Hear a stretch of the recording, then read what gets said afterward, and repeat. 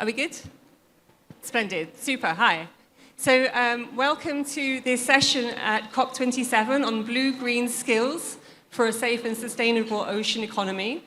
My name is Ruth Bumfrey, and I am the Chief Executive of Lloyd's Register Foundation, and we are hosting this event today. So Lloyd's Register Foundation, just a word about who we are. We're a charity. Lloyd's Register has been around for over 260 years, and we've always been in the business of a safe ocean economy. We are going to be prioritizing over the next 5 years the ocean economy and the build out of that ocean economy in a safe and sustainable way. And so we're hosting this session today because we're in a discovery phase about what kind of skills that we need. How should we invest our money over the next 5 years? Now, to date, over the past 10 years, the foundation has put £150 million into the two areas of our strategy. The first is around safety, and the second is about skills. So you can see that today, this discussion is very important to us to try and find out what evidence there is for the skills needs, to hear from different sectors about their skills needs. And I'm very pleased to have with me today, in the room, Essa Mohammed from World Fish, and he'll be talking about aquaculture and fisheries and the skills needs there. Online, we have Brandon Levy, who is from the Sustainable Ocean Alliance, and we also have Gerardo Borromeo, who is the Chief Executive of the Philippine Transmarine Carriers. So the format of today, we're going to have 4 quick talks, and then we're going to have a Q&A session with the audience, both in the room and online. So just to introduce this, if we look at our planet, I'm in a room, I'm in a conference where I'm talking to the converted. We know this is a blue planet. We know this planet is 70% blue. It's a changing world, so it's a blue world, it's also a changing world. We know about the climate change, and we know that we need to build resilience, and some of the most vulnerable communities in the world are those that are by the sea. Those are those with ocean economies. But also that changing world is also a young world. So if we look around in the areas where there's most population change, we're going to have a huge growth in the number of young people who will need good jobs. They will need good work, safe work, sustainable work, fair, equitable, and just work. And so how do we make those pathways? How do we secure those good jobs, safe jobs, healthy jobs for our young people going forward? And we also know that in this changing world, it's a changing world where the ocean economy is growing fast. And that's why I'm so pleased to have our speakers today who are very much in touch with that economic development and the needs going forward. So I'm going to now hand over to our first speaker who is online, and that is Brandon Levy. So Brandon, really welcome from the Sustainable Ocean Alliance. We've asked each of our panelists to address 4 areas, but you can talk about what you like. So 4 areas, which is where is most harm being caused in the ocean economy, where are skills most needed, and how quickly are they needed, and how do we get there? How do we make the transition from today to getting that upskilled workforce that we need? So Brandon, I'd like to hand over to you, and you've got the floor for the next 5 minutes. Thank you so much, and it's a pleasure to be here with you virtually. And I wish to be there in person, but I am in Sharm el-Sheikh, so feel very close in proximity. So my name is Brandon Levy. I'm here representing the Sustainable Ocean Alliance. We are a worldwide movement of young leaders and entrepreneurs that are working to restore the health of the ocean in our generation through the means of social enterprise, activism, advocacy, and entrepreneurship. So really, when we look at the blue economy, it is perfectly ripe for youth to play a center and pivotal role in establishing that and making sure that the ethics and the sustainable imperatives are embedded in all of those activities. So to start with the negatives, the harm, but also the opportunity, the harm being caused by the ocean or by industry as it relates to the ocean. You can really look at a lot of different industries. When I zoom out and I look at the issues of ecosystem destruction and the large-scale problems that the ocean's facing in varying degrees, this is largely driven by human activities. We know this. We know that some of the hardest problems to solve, even through the means of entrepreneurship, are in the realms of ocean warming, acidification, and deoxygenation.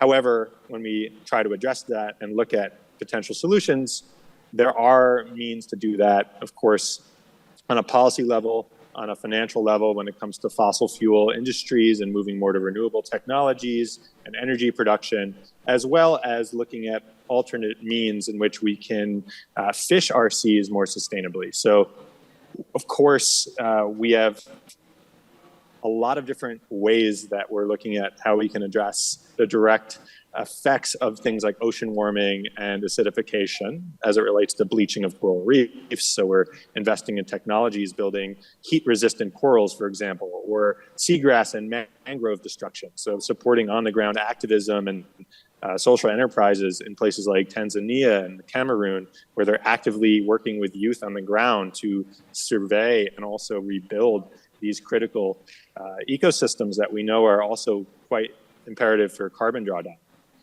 And of course, fishing and the overall exploitation of the ocean is something we see as a real force for harm, but also an opportunity. And we know that 65% of the world's marine stocks now are overfished or exploited to their maximum capacity. And it's really even worse when we look at areas in like the Southeast Pacific. So that's why we launched a climate resilience fisheries program to train the next generation of fishery managers to be thinking about how to manage the triple bottom line as it relates to fisheries. How do we re-educate fishermen on a small scale so that they can understand how to continue to support their livelihood? We all know when we look at the ocean as it relates to the economy that the ocean's the world's biggest employer. And that's not something that's often cited, but it supports the livelihood of over 3 billion people in the world and provides food for 2.6 billion. So we need to ensure that local communities that are reliant on the ocean for their livelihood are able to do that, but to do that in a sustainable way in which they're taking at a rate that's not depleting the future regeneration that would, of course, be critical for the long-term sustainability of that ecosystem. So, of course, there are a lot of challenges in this way, but when we look at the skills needed and the means in which we can help specifically young people worldwide help make this transition to a sustainable blue economy, there are a number of ways that you can look at it. I like to think about the external skills and the internal skills. So when we look at the external skills, it's critically important that we're engaging youth in skills where they know how to negotiate at conferences like COP27, which is why we're training our youth in Costa Rica to be prepared for the UN Ocean Conference so that they're ready to make an impact behind closed doors. We're fighting and we're pushing for inclusion of youth in these circles. Also, how to talk to different stakeholders that may not have a heart for conservation, but know the world of money and know the world of returns. So it's very critical that we're training our young people who have the sustainable blue economy at heart to be able to have those skills to navigate a lot of different contexts, institutional environments where they can have resonance with the right audiences, with the right messaging. And also, this has to go beyond just young ocean professionals and people with master's degrees and PhDs in oceanography. We have to engage disengaged employees at Instagram and at these tech companies where they're heads down producing products that they may not believe in, but they are watching shows like Blue Planet 2 and Seaspiracy, and we're seeing with their own eyes the plastic in our rivers and the destruction of our corals. How do we engage them to be part of the solution? So that is why at Sustainable Ocean Alliance, we're actively trying to encourage talent from all industries to come on board to build startups in which we then fund with either grants or equity funding, and of course provide even follow-on funding for that, creating the entire innovation ecosystem for entrepreneurs of all stripes, not just oceanographers and ocean scientists, but data scientists and marketers and all sorts of folks of all walks of life, making sure that they're involved in the solution. It's also critical that we are engaging in allocating putting the resources in the hands of youth and frontline communities. So these are places where climate change is not theoretical, and 1.5 isn't just a suggestion. It's a lifeline. It's what's going to determine if they continue to be able to live in their sacred environments. So we are actively giving the majority of our grant funding to projects and entrepreneurial initiatives in places in the global south, in small island developing states, where that money can have the most impact, but also can urgently address the problems that they see at their doorstep. So I am not sure how I'm doing on time, but I could say a lot more, or I could save the rest for the next section of the panel. Well, why don't we stop there? Well, why don't we stop there, Brandon? But that was absolutely amazing, and I love your concept of oceans as the world's biggest employer. Now, if we think about that as a sort of concept, there's a whole HR system. There's a whole sort of, how do we get strategic skills? How do we build up leadership? How do we get our marketing department and our operations department and our leadership cohort coming through? And it's something that doesn't happen accidentally. It's something that we need to sort of structure and work together to form that skill set that's going to lead us into the future. So thank you for that, Brandon. We'll come back to you. So our next speaker is Essam Mohammed, who is here in the room. Essam, we're so thrilled to have you here. We're a great admirer of the work that you do in your organisation, and we'd love to hear your take on this topic. Thank you. No, thank you very much, Ruth. I guess, first and foremost, I think I would like to address the heterogeneity among, when we talk about people involved in fishing and aquaculture first, right? Because not all are equal. There is a large scale and a small scale sector. And I will highlight why I'm saying this, because I think in your introductory remark, Ruth, you said about the impact of climate change on the sector, and therefore quite naturally so the question is, who's suffering more from the impacts of climate change, let's say in aquatic production, including fisheries and aquaculture.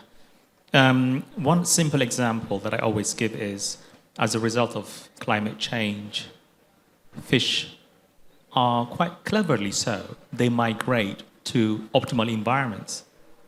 They don't need visas or passports, Certain area becomes uninhabitable, they would just migrate, to optimal environments, where it's slightly cooler, more, conducive for them.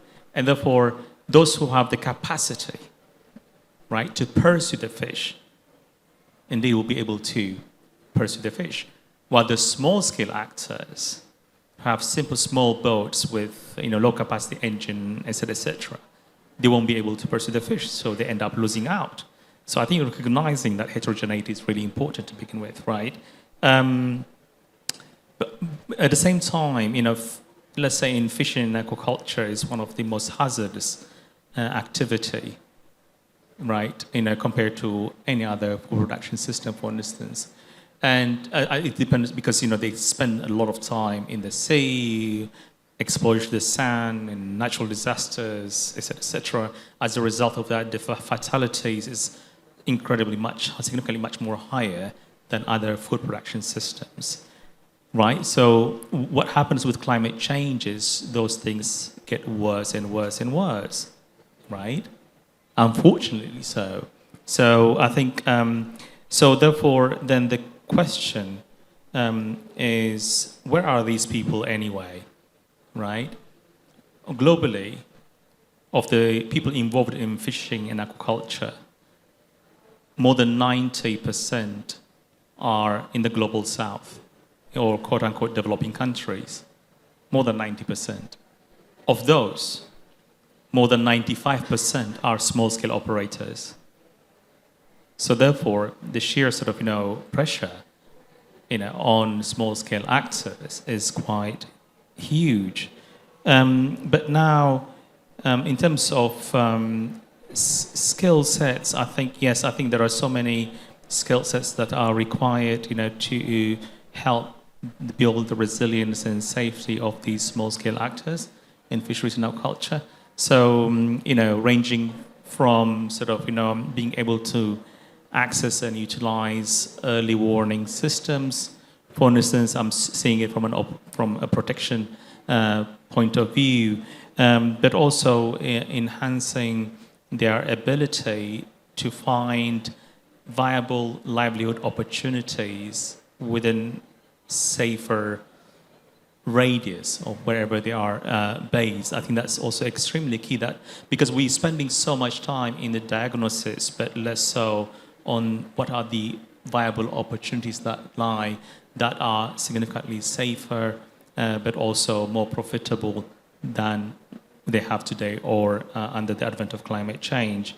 But for these things to happen, for whatever skill sets that we deploy, it wouldn't happen in a vacuum, in my opinion, right? So we need to look at, institutional bias, for instance, right? We need to fix the institutional bias because in many cases, because small-scale aquatic food producers, fisheries and aquaculture, they're always seen as primitive, not profitable, and it's primarily because their contribution to the economy, etc., is not necessarily well appraised, so not very well understood. And as a result of that, there's always that negative institutional bias against these folks. So we need to correct that first. We need to make a case as to why these groups are so important in feeding our global population, and therefore institutional bias need to be fixed.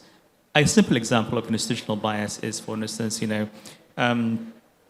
social protection schemes, for instance, that exclude a lot of people, particularly small-scale actors, because legally they are not recognized, and therefore they cannot access, government-sponsored, social protection schemes or insurance policies, etc., etc. That's the institutional bit. But also, I think, from the market point of view as well, I think there is some role for market actors as well, because if you look at the entire supply chain, there are input and service providers and producers, consumers, etc.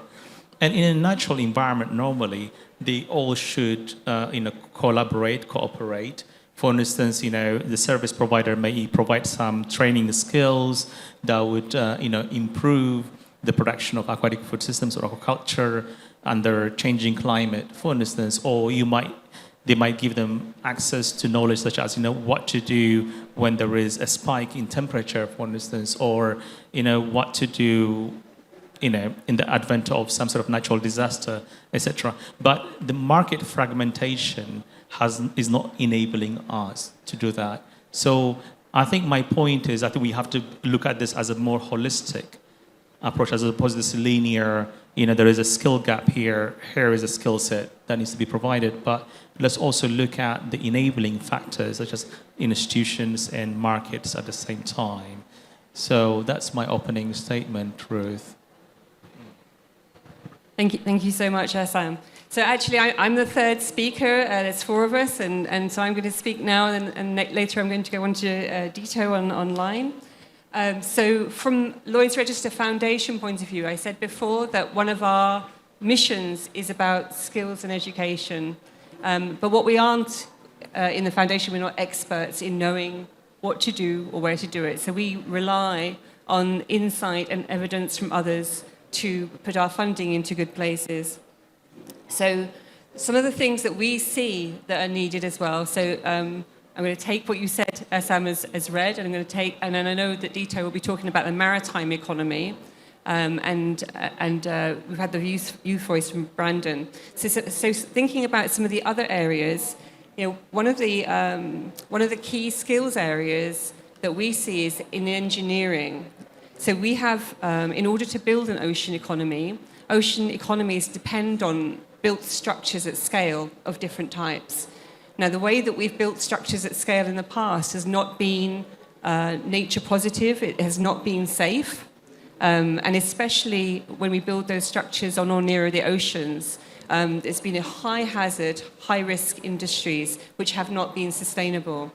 So we think that there needs to be a new sort of paradigm of ocean engineering, a new paradigm of ocean skills, to provide the kind of solutions that will protect the planet, that will support coastal communities, which will support fishing and aquaculture communities and shipping communities and all the other kind of entrepreneurial communities that Brandon has talked about.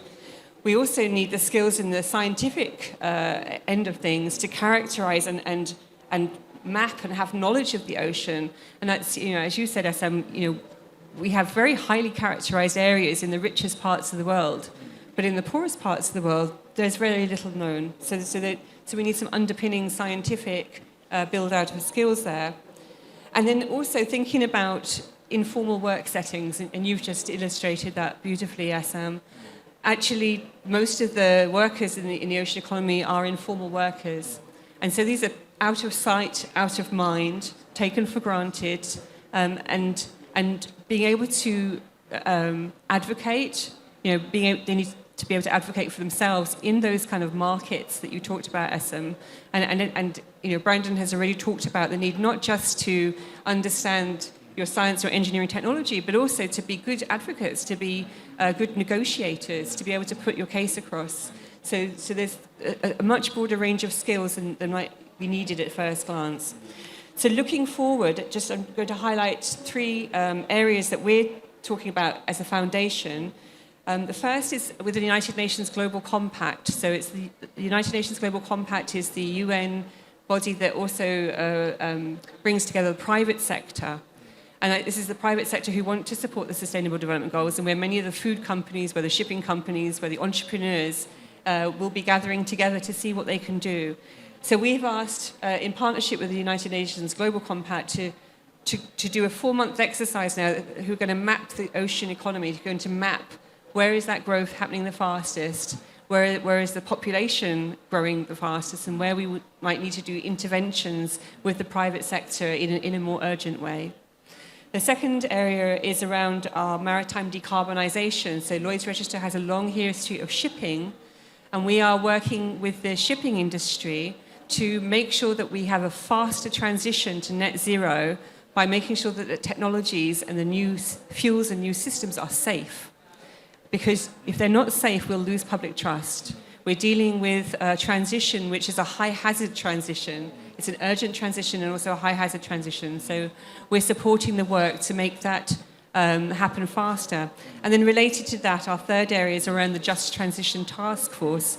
And I know, Dito, you'll be talking about some of the work that you've been doing with that task force to mobilize and understand the skill sets that will be needed in the maritime economy. So how do we get there? I think I've heard much better points from others already, but there's a lot of raising awareness that's needed. We need to develop ocean citizenships which are beyond those who are just working on the ocean, but those who are buying from the ocean, all of us who depend on the ocean, not just for the natural products it provides, but for the economic benefits that it brings to us through trade, through food, through offshore wind, through connectivity, all these services that the ocean hosts. And the new kinds of curricula and new kinds of ways of thinking that we're going to need to do on a very quick scale. So we can't be thinking about 3-year apprenticeships anymore. We have a huge cohort of new people entering the workforce that need training very quickly. So that's me from the Lloyd's Register Foundation, and now I'm going to hand over to our final speaker, who is Gerardo Borromeo, the CEO of the Philippine Transmarine Characters. So Gerardo, or Dito, I think you're called. Over to you. Thank you very much, Ruth, and good afternoon to everyone. I'd like to perhaps talk about the idea of where the most harm is being caused by just picking one word, which is awareness. And I believe that the challenge we all face, whether it is in terms of the ocean economy or most other issues related to climate change, is having the whole of society really understand where we are in this whole process and being aware of what is going on in order to be able to create relevance with all of the actions that need to be taken. You had mentioned, Ruth, at the beginning that oftentimes we who are in these types of discussions are the choir. And we really need to reach out to the people outside the choir, identifying the different communities that we would like to work with that can make the corresponding contribution to change, and then identify who the leaders are, the influences are, and be able to magnify the messaging that each of the groups, Brandon's message, Essam's message, and all other people's message. If I were to relate that to the Philippines, for example, and the maritime trade, and why we are so keen on the just transition in maritime, the maritime sector for the Philippines accounts for maybe 20% of total remittances into our country every year, some $6.5 billion. And we represent about 25% of the international maritime manpower pool. The challenge that the shipping industry has is how does it commit effectively to contributing to this net zero emissions initiative by the year 2050? And we know that that is a challenging journey, particularly because the technologies are still evolving. So for a country like the Philippines, we aren't going to be betting on the technology, but we are going to have to make sure that our people remain relevant and well educated so that as technologies will begin to come onto these vessels, fuel being one such revised technology, but more digitalization and automation, that our maritime professionals can remain engaged, employed, to contribute to the continuing evolvement and development of our country. For us to do that, in the short term, reskilling is going to have to happen. And this is where you talk about the transition mechanism. Longer term, the Philippines and most other countries have to rely on education and training. And education by adopting a STEM-based or STEAM-based approach to learning, where we begin to understand how things work and how things aren't working in order to build the kind of awareness that we need the general public to appreciate and embrace. If we can get the whole of society to begin understanding the different challenges that we face, it makes the efforts of Brandon and Essam and everyone else that much easier because we get everyone committed.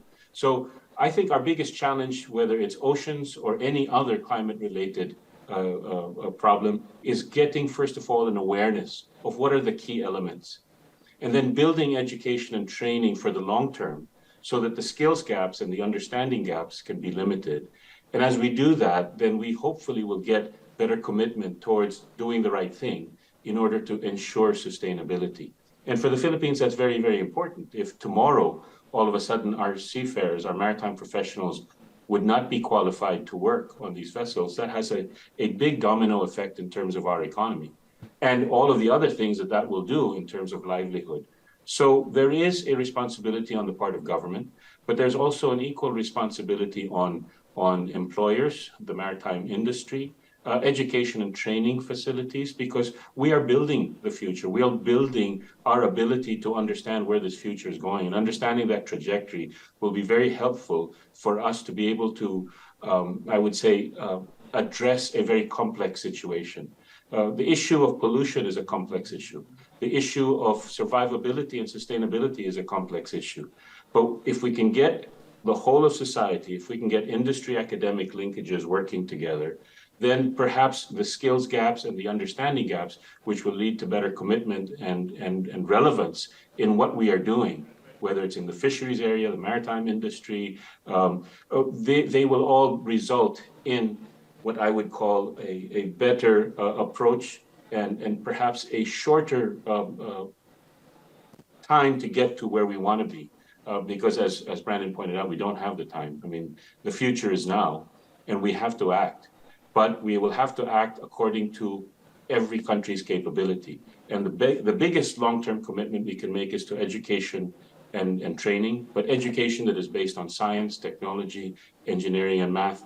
And if I may add, the ability to communicate. Oftentimes, our inability to communicate the narrative, the messaging, will prevent us from attracting the kind of people that we need for whether it's in the fisheries area or in the maritime area. And that can happen if we humanize and make clear just how relevant and important a particular function or industry is to the way that we can sustain the world. Thank you. Thank you so much, Gerardo. It strikes me how very different and how similar these different sectors are in the ocean economy. So, Gerardo, you talked about there's a degree of qualification that's needed to be on board a ship, and if the requirements of that change, the economy of the Philippines can cascadingly collapse because you need to keep hold of those skill sets. You need to be able to keep hold of that. What I hear from USM is in the aquaculture sector, there's no structure for that skill set. There's no qualification, and anyone can have a go, and anyone can pass or fail or be harmed by that.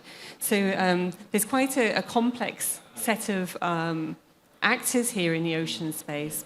So what I'd like to do is I'd like to open up the panel to questions from the floor and also from online. And also, if you haven't got a question but you'd like to make a point, I'd also welcome any points that you'd like to make in the room or online as well. So yes, we've got a couple of questions, so I'll start over here. Thank you. Yeah. Hello, everyone. Thank you for the nice panel. I have a question. It's maybe more for advice, if any of you can point us in the right direction. We here work on Red Sea conservation, and since the topic was engaging smaller actors in sustainability, here we have an issue with local communities and who have started to go into less sustainable methods of fishing, and a big loss of local knowledge over the last decades. Is there a successful education workshop or training program around the world that could be kind of an open source on sustainable fishing methods, education for local communities that could be perhaps adapted towards here, so we don't have to recreate the wheel with the training? If someone can point in the right direction. Thank you. Thank you, and that's a great question. I'm going to go to you, Sam, because I'm thinking you might be the most... Well, thank you very much. Yeah, that's a very good question. What's your name again, sorry? Lena. All right, Lena, thank you very much. The reason why I was, listening very carefully is partly because you mentioned about the Red Sea, which is, my passion as well. I've spent thousands of hours snorkeling and diving in the Red Sea a long time ago. So let me give you practical examples and take you a bit more. Let me give you first the rationality, okay? This is the misconception that we have, that why our people don't necessarily wake up in the morning and say, I'm going to go and destroy the environment. They wouldn't wake up in the morning, I'm going to go and overfish the sea, or the fish, whatever, but there is the point is we need to rationalize their behavior. Why are people employing distractive fishing, practices or using distractive fishing gears? Why are people overfishing? So, again, that's one thing, right? And I can give an example from Bangladesh. We literally, that's how we started. As opposed to demonizing these communities, how about we sit down and chat with them? Why are they doing it? Because the government had a very clearly articulated sort of fishing regulation, etc., in place, but the people were not abiding with it. But once you understand that they have to put the food on the table, they have to send their children to school, they have to get some money for medication, etc., etc., then once you rationalize that, then it's about what we did was working with the government, right, to compensate these communities during the no-take season, for instance, or off-season where they are not allowed to fish, or to surrender some of their harmful fishing gears, for instance. So the governments, they can utilize their hard-earned cash to utilize for one single purpose, which is to change behavior, right? And demonstrate the benefit of sustainability over the long run, and that's how you change behavior. But also the second point I would like to highlight is, again, an example from the Red Sea, is that in the southern Red Sea region, there is a community called the Afar people, in Eritrea, Djibouti, etc. They had this customary law that has been existing for more than a millennia or so called Dagurnai. Dagurnai, if you were to translate that into English, it literally means let's conserve.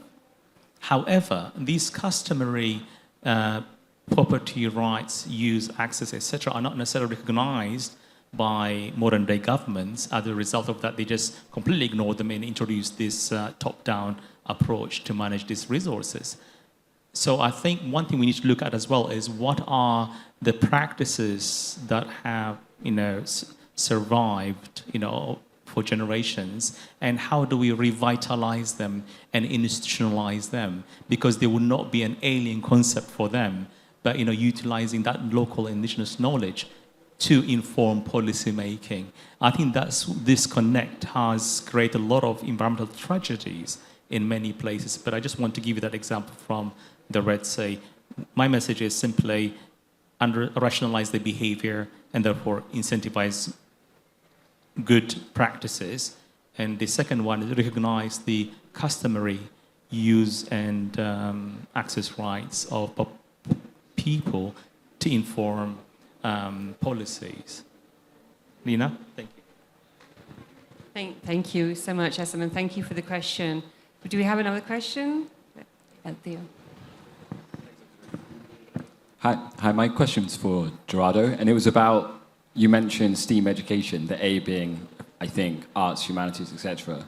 If you have some good examples, here at the Resilience Hub, we've had creative communication and arts last week, and we'll have it this week as well. If you have some good examples where the more arts, humanities education has been used, and I have to admit, in my mind, it's not then next traditional step to then take on, building the resilience of oceans and coastal communities off the back of that, how that's been used, the arts and humanities education skills. Thank you for the question. It's a direction we want to take in the Philippines, and that's because your typical education here has been basically rote oriented. And by integrating learning, to the point of Esam earlier, what we can do is begin to make people aware of why such industries exist and what it is that you would need to do in order to humanize the activity. So, for example, we have various pipelining activities from the youngest years, say from grade 4 to grade 6. We have a program called My Ship, My World. And in that, for 6 weeks in a year, we attach a classroom to a ship. We give them a map of the world, and we ask them to follow the ship and communicate with the ship back and forth to understand geography, to understand economics, to understand a little bit of math and science in the process. So it's integrated learning. And we have found, and all of this was, of course, pre-COVID, because during COVID, there wasn't the face-to-face interaction. But what we found from that exercise were a couple of very, very interesting expressions. Number one, a lot of the kids said, now I understand why my father, my brother, my sister, my uncle is away so long. They're involved in this thing called the maritime trade, and they're all over the world. They also begin to understand what a ship does and how it plays a role in global trade. And that's very, very important to begin to understand that. And I apologize if this is going to be a longer response to your point, but this is where I think we can come around. We've also created an equivalent of the scouting movement for ages 8 to 15. We call it the Sea Mariners program. And rather than create a troop, we create ships. And we give everyone a role in that troop or that ship to begin to understand how the industry works on the one hand, but at the same time to introduce concepts of maritime conservation. We follow that through with a maritime track for our senior high school, since the Philippines has shifted from K to 10 to K to 12. And then we encourage the output of all of these different programs to end up going into a maritime industry. Now, while what we would like to do and what we have been doing working with the Department of Education in these schools is to bring in and introduce more technical orientation. The one aspect that we also suggest, which we need to continue to work on, is leadership. And through leadership, the ability to communicate. And this is where the arts come in. And we need strength in the ability to read on the one hand, to be able to analyze on the other hand, and to be able to collaborate and get people to collaborate. And that is the soft skill part that the A brings about. And that's very, very important because the issues that we face either on board a ship or in the marine environment are getting more and more complex. And so I can't tell you that we have succeeded, but we know that this is the direction. And the challenge we have is how do we get the government to do this on a mass base? But in the absence of the government, our company has created these pipelining efforts where we deal with elementary schools, we deal with selected high schools, and we funnel them into the maritime academies for the purpose of building the next generation of maritime professional whom we hope is more technologically functional, and also has this level of confidence to be able to communicate. Because if you aren't able to communicate and collaborate to solve issues, then we find, based on history and based on our experience, that performance levels are not where they should be. I don't know if that necessarily addresses your question, but in the curriculum that we have, we try to suggest integrated learning, because the learning by rote is not as interesting. And at the end of the day, what we want is our engaged students. And as we get them more engaged, that awareness level that I talked about will drive relevance and will drive the behavioral change, which Essam talks about, so that at the end of the day, we get people who are more responsible and realize, well, maybe we shouldn't be throwing this plastic out into the ocean and instead conserving. So the last point I wanted to make is that another part of our pipelining is working with many of our communities that are vulnerable. And the Philippines, as you know, is one of the highly vulnerable countries. And many of our seafarers come from vulnerable communities.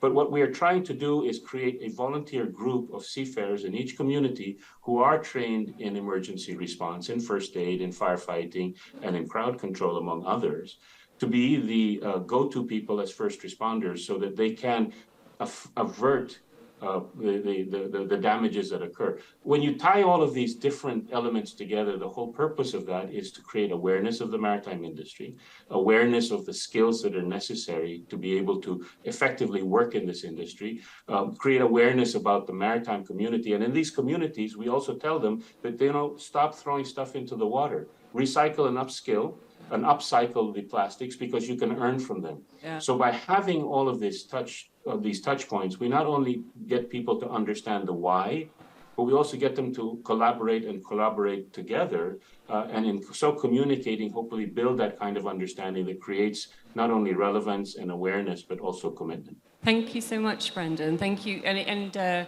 what's great also in your example is how you as a private sector company are sort of deep diving into that need for awareness and deep diving into building your own sort of skills network, an awareness network, and to getting your community to care. So I'm going to take one more question from the room, and then if we've got any online, I'll take any online, and then we'll wrap up. Hi, my name is Chisba Nziako, and I'm from Africa, and I'm very grateful for this panel session. It's been insightful. And I actually joined because I heard of skills and I heard about ocean. But when I think of ocean, it reminds me of as a kid where I want to be a sailor, but it's still women don't go on board. So it's kind of just maybe that was the end of the dream for me.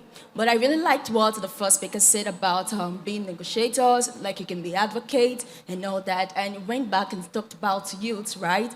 Building the capacity of youth so when we get to the place where we start making decisions and all that. Goes back to the speaker that talked about the global south being affected and everything. I want to ask, as regards to the programs you mentioned, right? You said so many interesting programs. We have, let's say, the ocean is everywhere, right? And we have these women in the remote villages. Or actually, how do they advocate for these things? How do they even come out and understand that, we are not supposed to litter this place, we're supposed to do this and that? And how do they assess this all programs, right? So, sorry, I'm coming from Africa, and that's why I was... Thank you so much for your question. Thank you so much for your questions. Now, the first part of that, you talked almost about a thwarted dream of going to sea and seeing it as a male place. So I'd quite like to pass that question back to our panel to ask about women directly involved in the ocean economy, and then women also in remote, who may be remote from the ocean, and their understanding of how they can contribute. And Brandon, I'm going to start with you because we haven't heard from you in a while. Yeah, thank you for the question, and I apologize in advance for a little bit of the background noise here. I absolutely echo your call. Like, how do we integrate women and traditional voices and largely underrepresented voices and people in the new blue economy? And one of the things that we've tried to do is when we make investments, for example, in startup companies, 75% of those investments have gone to women-led corporations and finance and initiatives. And largely, we've seen even in the venture capital space, the projects that do the best are actually run by women founders rather. So really, the economics are on our side here. And when we look at more traditional knowledge and truly the luminaries of planetary stewardship, which I see as the indigenous peoples and local communities that have been protecting 80% of our biodiversity on this planet and continue to be our vanguard against environmental degradation, they are largely matriarchal in their construction. Women have a vital role in these societies to have connection to nature and to source, and to be able to be then communicators for the rest of their tribal lands and communities to be able to take action against that ancestral intelligence. So there needs to be more inclusion of that type of thinking as we try to think even about the notion. Oh, Brandon, I think we've lost you. Have you gone on mute? No, I'm here. Can you hear me? Come back. Sorry. Yeah. No, I was saying that it's important as we think about technology and innovation that we're not excluding ancestral intelligence and traditional knowledge, and that female-led projects are at the forefront of that, not just in the realm of indigenous wisdom, but in general, in science and global South. How can we make sure that these projects and initiatives, startups, and social enterprises that are going to absolutely transform the economy into being more sustainable and more equitable, how can we make sure that those projects are being led by women? And what we're doing our best at is to make the economic case for doing that and to continue to put our money where our mouth is, to just invest our financial resources in those types of projects. But there's a long way to go. And even just looking at the photo of all the world leaders here at COP, there's only about 10 or so women in that crowd. And we desperately need to change that.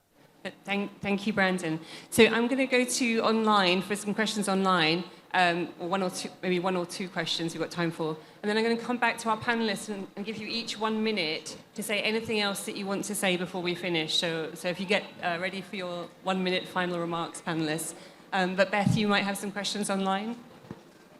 Thank you. Yeah, we've had a comment that's come in just from somebody in the UK wanted to share that there is a non-profit alliance which has piloted the World Ocean Day for schools to increase ocean literacy and help young people understand the value of the ocean. And that ties in with one of the questions that's come in to ask, how do we make a career in the blue economy more attractive?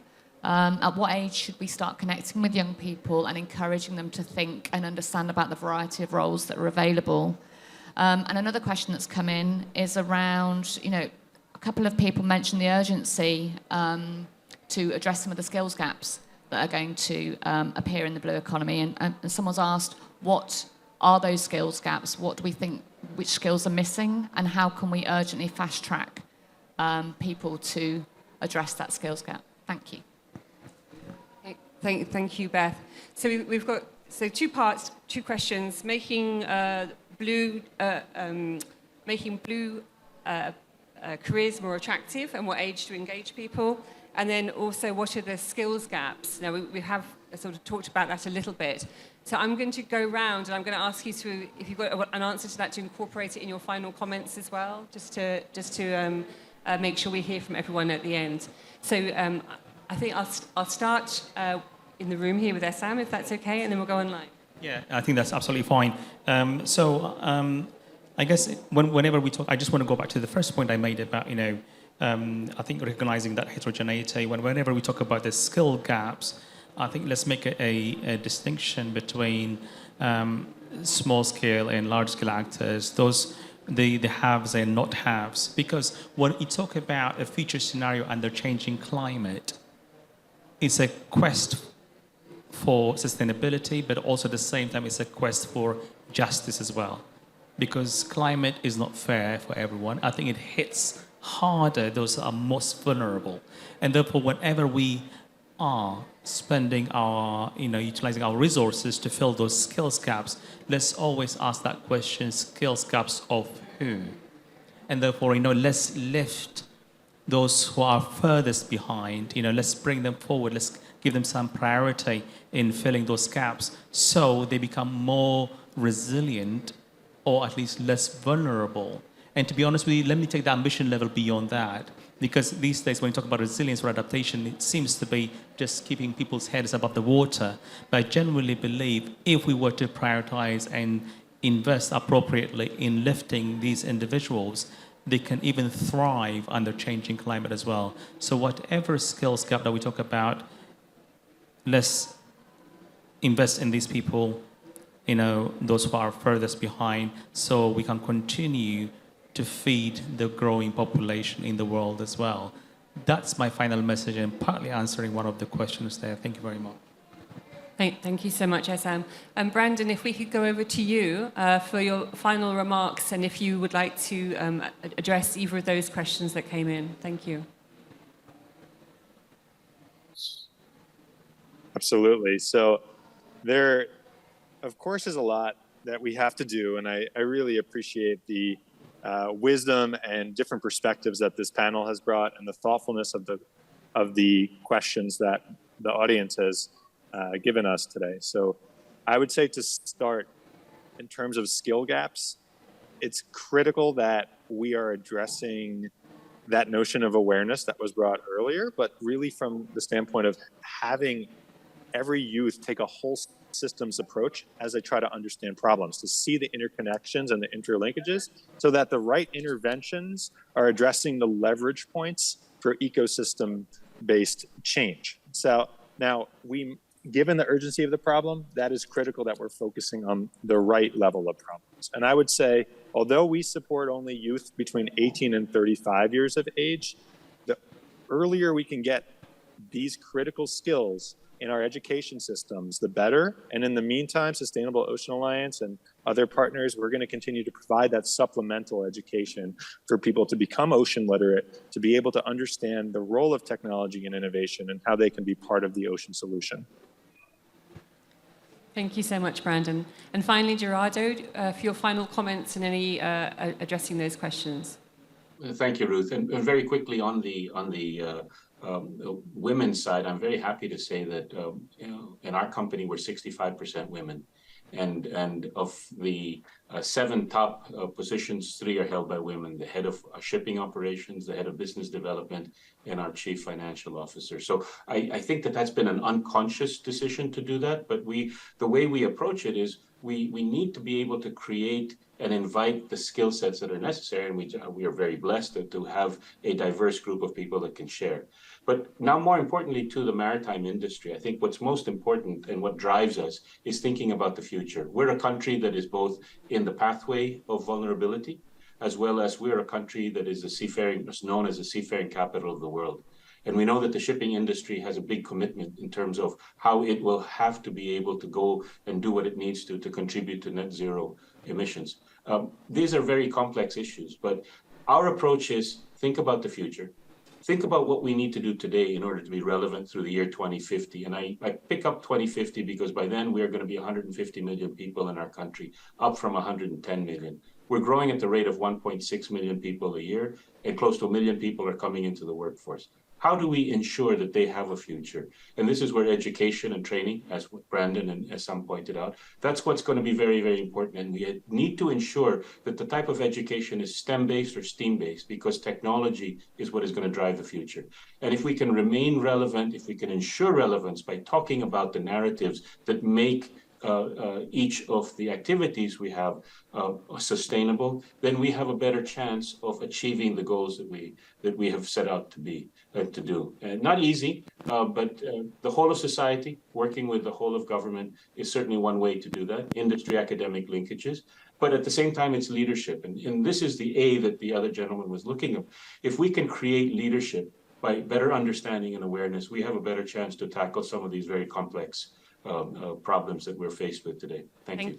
Thank you so much, Brandon. So just finally to wrap up, I think we've had a very good discussion, and it's not an easy area at all. One of the key themes, the common themes, are about raising awareness and making sure that the visibility of the jobs, the visibility of the skills needed is there to the people who do make decisions and who can have influence on the complex supply chains and the complex investments that will be needed.